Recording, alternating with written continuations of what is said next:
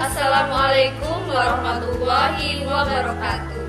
Perkenalkan, kami dari kelompok 3. Saya sendiri bernama Indriani Liani Putri.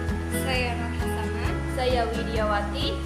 Di sini kami ingin mempresentasikan tentang kontes sebagai penilaian. Materi pertama akan disampaikan teman saya bernama Widiawati. Baiklah, di sini saya akan menjelaskan tentang pengertian observasi. Jadi, pengertian observasi itu ada menurut para ahli dan secara umum.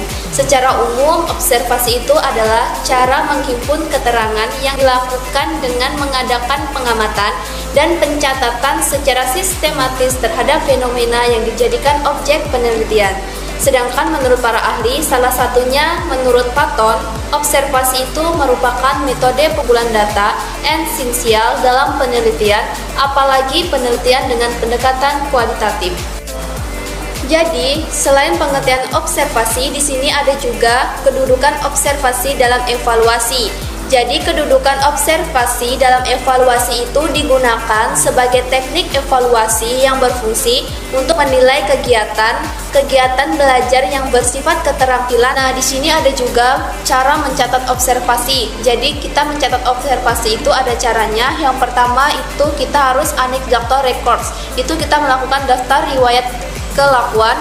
Yang kedua, kita melakukan incidental records, itu melakukan catatan berkala. Yang ketiga, ada checklist, itu daftar cek. Yang keempat, ada rating scale, itu skala penilaian.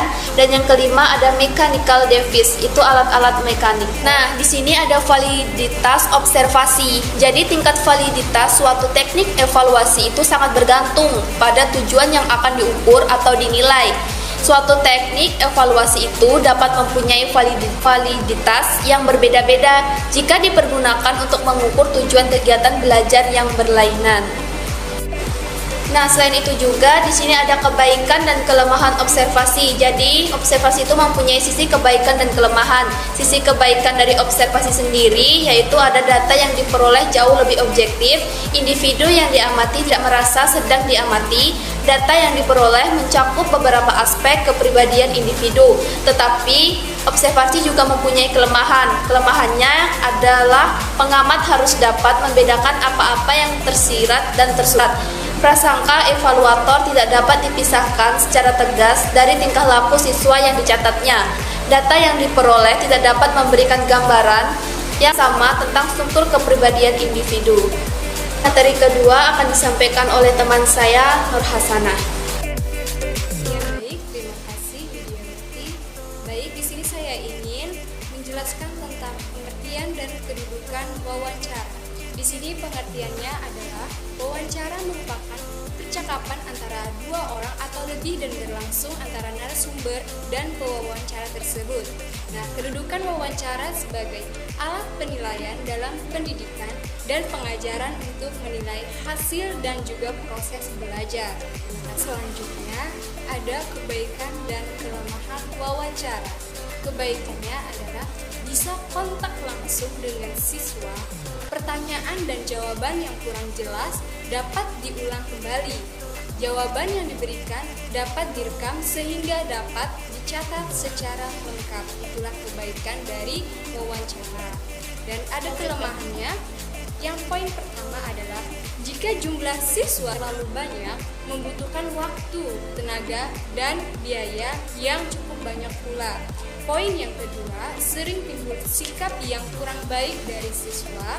Dan poin yang ketiga, ada kalanya terjadi wawancara yang berlarut-larut tanpa arah sehingga data kurang dapat memenuhi apa yang ia harapkan. Baik, ada juga tentang pengertian dan kedudukan kuesioner. Kuesioner atau angket adalah sebuah daftar pertanyaan atau pernyataan yang harus diisi oleh seseorang yang akan dinilai responden.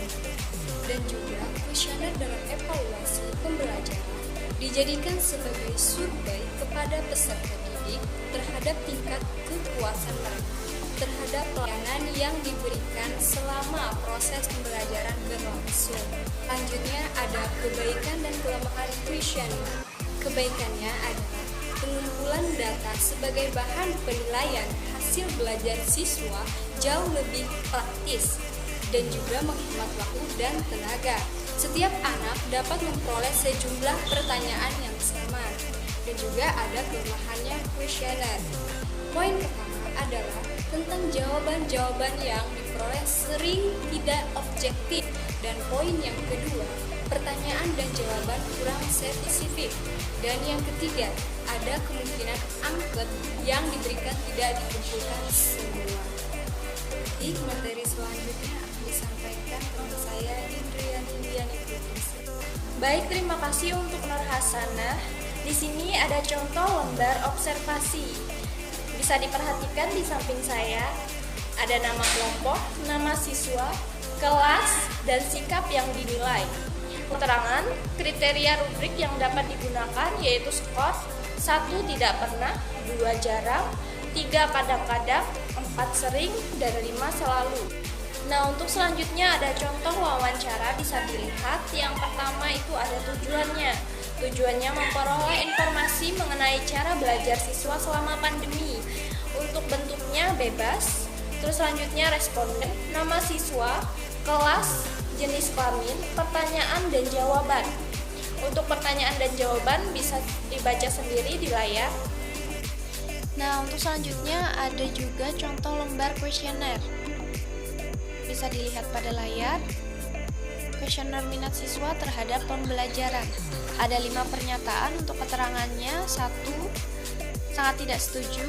2. Tidak setuju. 3. Ragu-ragu. 4. Setuju. Dan 5. Sangat setuju. Setelah sampai di sini materi yang dapat kami sampaikan. Saya Indriani Liani Putri. Saya Nur Hasanah. Saya Widiawati. Mengucapkan terima kasih. Wassalamualaikum